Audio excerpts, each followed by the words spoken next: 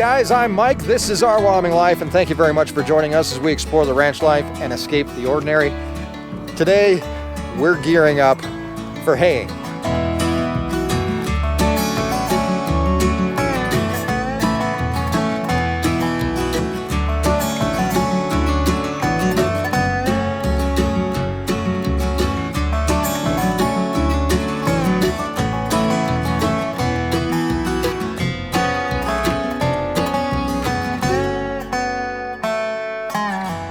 It's a very exciting time on the ranch, mostly because it's really bright out here. So I'm gonna put on my glasses because the future does look bright.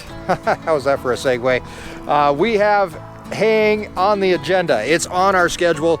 Looks like it is going to happen here within about the next 10 days or so. We should be fully into haying by the end of the month, which is great. And we're gonna bring you guys along with us for that. We've got some pretty cool stuff planned that I'm gonna tell you about today. We have a bunch of maintenance to be done on our equipment. We've kind of been in the process of tackling it here and there as we find time to do stuff, but we still have to get a lot of stuff done.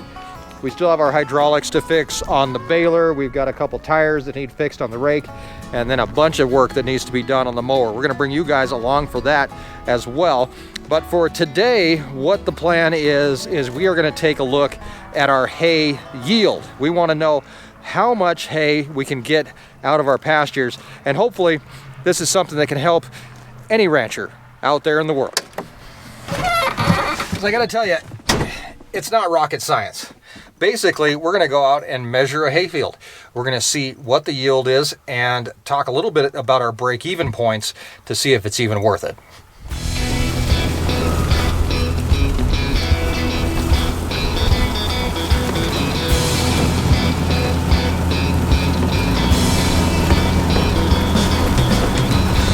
Grass out here on the prairie is very unpredictable. We really never know what we're gonna get, and that's because we have so many different varieties of grasses growing out here on the Great Plains.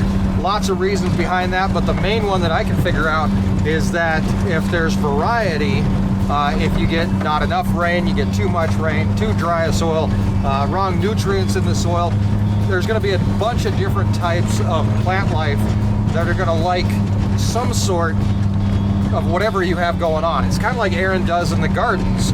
She plants a bunch of different varieties of tomatoes because it may be a hot summer, maybe a cool summer, we may be wet, we may be dry, and having a whole bunch of different types of tomatoes really does hedge her bets. And I think that's what Mother Nature has done for thousands of years out here on the prairie, is trying to hedge her bets and seeing whatever we can get to grow. We're gonna throw a bunch of stuff at the wall and we're gonna see what sticks. And that's Mother Nature's game plan when it comes to prairie grass.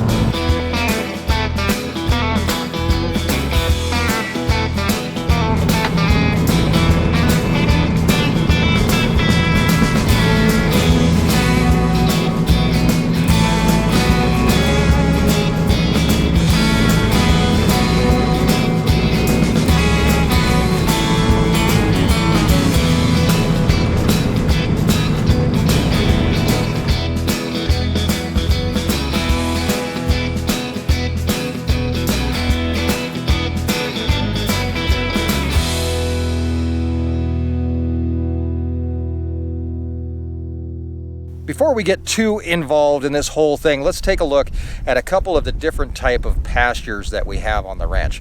I guess I say pastures, but what I really mean is hay ground as compared to pastures. This is just a pasture. This is out here, we call this our heifer pasture. And in here, we've got a bunch of different type of grasses like I was talking about. So this year, what we're really seeing coming up is this spindly kind of grass, more of a brome type grass, and then also this here, which is a crested wheatgrass, and we're seeing a lot of that coming up. The good news for any of this is that the crested is not heading out yet, and that's kind of our danger area. Once we start getting our grasses start to head out, that means they're not going to grow any taller. So if we come over here by the road here, where it's a little bit drier, because it tends to run off. This is a needle grass that we have over here, and you can see that it is heading out really close to the road. So one of the things that we have to do is take a look at the grass as we're out driving around, but looks can be deceiving because you're driving on the roads, right? So when you look off in the ditch, obviously this stuff's heading out, and it can scare you. You can be like, oh my gosh, it's heading out, it's time to cut, it's time to harvest. But as you move farther away from the road, you're gonna notice that not any of this, even just a few feet off the road, is headed out at all. We also have a mixture in here of another type of grass that we like, and this is alfalfa. Now this is out here in the pasture, so this is great. We like a little bit of alfalfa in the pasture, not too much because it's really high in protein and can cause problems, but it is a good thing to see this out here. So this is pasture. This is where cows hang out. They get to graze it off. They get to basically harvest themselves. But there is the stuff that we want to do, and that's the hay that we put up for winter.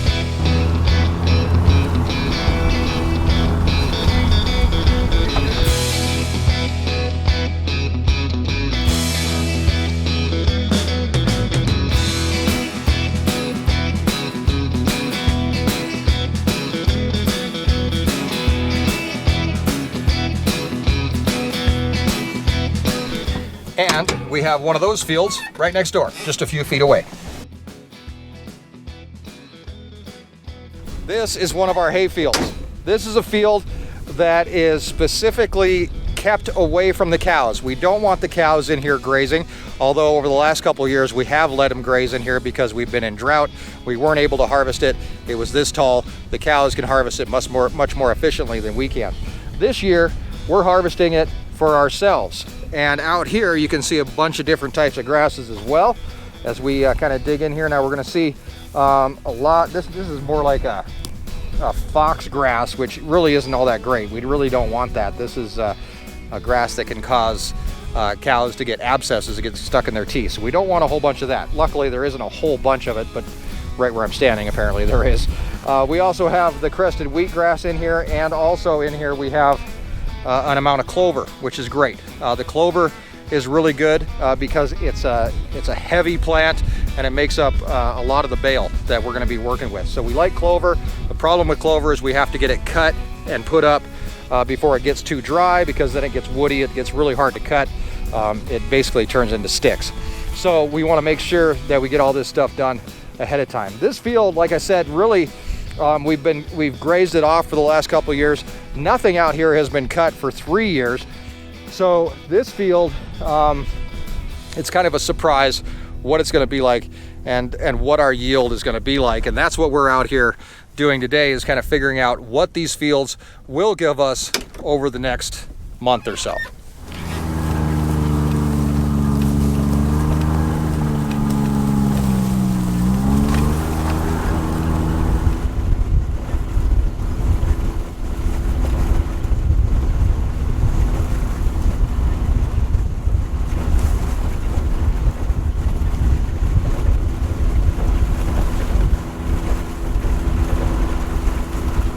For right now, we're actually right here in the very exact same spot where earlier we planted our yardstick. Back then, and it was only a few weeks ago, the grass was down around the 6-inch mark, if I remember right. Now we're well up past 18 inches. Check it out. Hey, look at that. 18 and a half for that stuff. So I'm just gonna have a seat out here in the grass.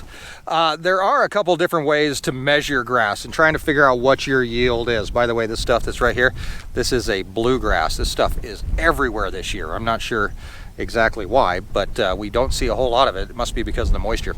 Anyway, what you can do, if you have a really good stand of grass, the general rule of thumb has always been that you would take, you'd measure it. So if you had 10 inches, let's say, of grass, and you would take that times 2, and that would give you 20, right? So then you take that times 100. So technically, using this method, you'd have about 2,000 pounds per acre. So 1 inch equals 10 pounds, basically, or no, 100 pounds, right? Yeah. 1 inch is 100 pounds per acre. That works pretty well. If you and we've seen that kind of hold true out here. But what we don't ever know, and what is our wild card, is what we call stem count. And that's how many plants you have per square foot. That can make a huge difference. Even if you look right here where we're at, there are bare spots here. There's plants, obviously, but there's shorter plants, there's taller plants, and there's bare spots. So our stem count right here would probably be not the best. It'd be probably average, if anything. So that's the thing that kind of throws your numbers off. So a few years ago, with the help of the University of Wyoming, and I'm sure thousands of other people, because I did not invent this at all, we figured out that there's better ways for us to measure our grass. So we do that with the help, and I know this sounds ridiculous, but we do it with the help of a hula hoop. That's our hula hoop. In fact, it's actually Mackenzie's hula hoop. I stole it quite a few years ago and never got it back to him. So I kept it because we can use it to figure out the area of a circle. This circle is 3.4 square feet. So if I go out and I cut whatever's inside this circle and I save it and I measure it and I do a few other little calculations, I can figure out pretty close to what a field is going to do. We do have to take a few samples, so usually I like to aim between 5 and 10 samples for a field and kind of moving around the field as I go. And they really have to be random, which is the kind of the fun thing about the hula hoop, because then you just get to throw it and have a little bit of fun and have a little Sound of Music moment. So we are going to just toss this out here and we're going to start getting measurements. And I'm going to show you how we cut it, and then we bag it up. We'll take it back to the shop, we'll get it weighed, we'll throw a few other numbers at it, and then we'll basically be able to come up with what would be our average yield for this field. The hard part about that is that with the price of fuel, with the price of equipment, repairs, or anything else that comes in here, that's where we have to figure out, is it worth it? My general rule up until this point has been that we had to average about 600 pounds per acre to even bother starting up the tractor. Price of fuel has went up, everything else, so I bet you, without doing the math, it's at least 1,000 pounds per acre is what we have to have. I'm hoping we can get close to that number. But there's really no way to know until we start cutting, and we're gonna get that done now. I'm just gonna toss the hula hoop out there. That'll give us a spot to cut. I've got these handy dandy, I stole these from Erin, Fiskar clippers, and these are going to take the place of our mower. And then of course we have a container to put our grass in. It's an Our Wyoming Life tote bag. You can get this online, ourwyominglife.com. All right, I'm going to go cut if I can find my hula hoop, and we're going to actually cut 5 different spots, and we'll probably move around quite a bit as we do that. So we'll cut here, we'll jump in the gator, we'll drive somewhere else, we'll cut again, and we're going to gather all that up into here, and that will give us 5 hula hoops worth of grass.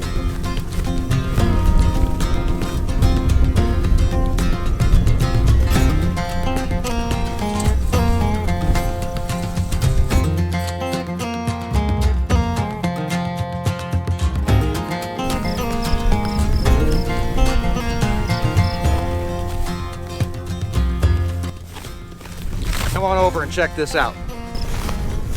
There we go. This is our hula hoop area cut and harvested, and that's now in this bag. Now keep in mind that if you're going to do this at home, which I encourage you to try, measure your own hula hoop. Your hula hoop is going to be a different size than my hula hoop. This is my hula hoop. There are many like it, but this one is mine.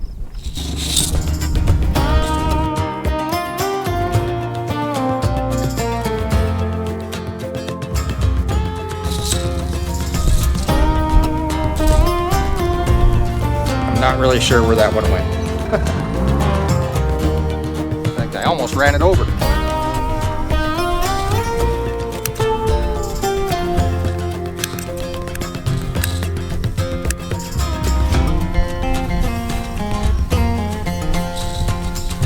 Find this one.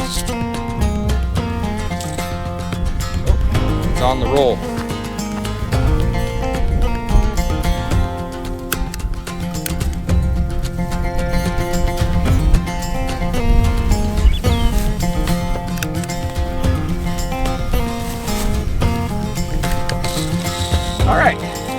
I'm going to take a quick second to review my footage because I lost count. I want to make sure that I've got 5. Be right back.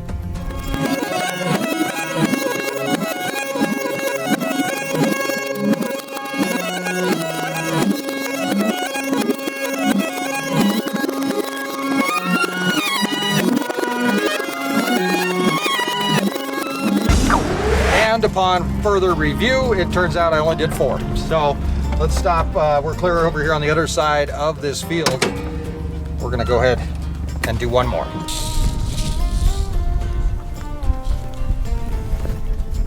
Over and under.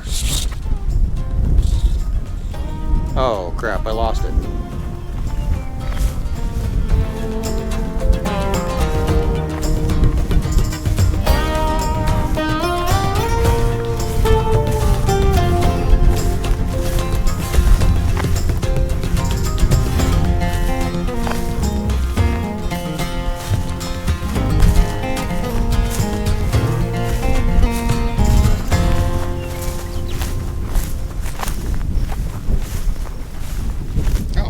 Over here. Found it. See, this is the hard part about throwing these up in the air. Unless you have a bright orange hula hoop, which is probably a good idea. They're a little hard to find sometimes. This one actually flew the other way because of the wind. So, found it over here.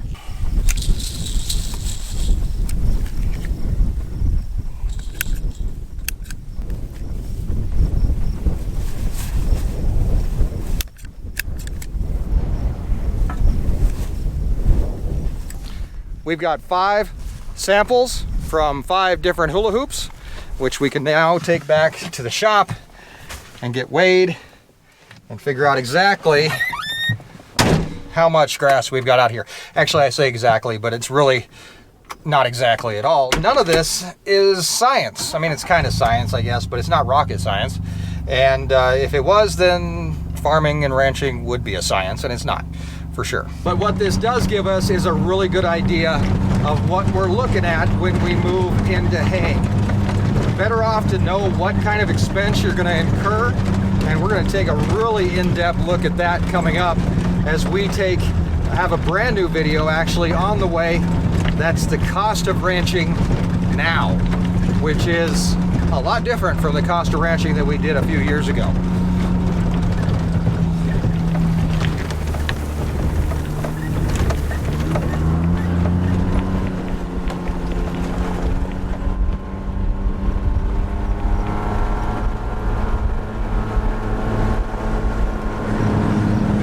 Fuel prices and everything else are definitely on the rise, and that's going to change how we play this game. But it's still definitely worth playing because I'm going to say deep down in my gut that when we put up hay, even this year with high fuel costs and everything else, it's not going to cost $200 a ton. It's not even going to cost $100 a ton to put up this hay. And I guarantee you we're going to start seeing hay prices that are up around that $200 a ton mark. So I know it's not going to cost that much to put up, but we're gonna actually run the numbers, and we're gonna prove it not only to you guys but to ourselves as farmers and ranchers, and see what it really costs to put up hay, especially here in Northeast Wyoming, where we're buying hay more times than not.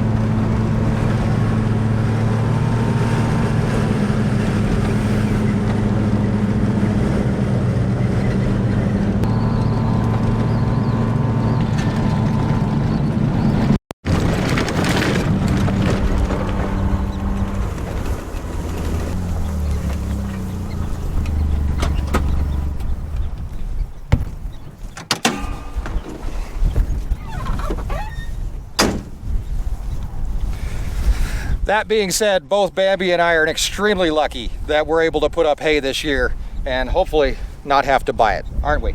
And it's that much better. It comes from our place, right? Yeah, it sure does. Oh, hey. Let's go measure some grass.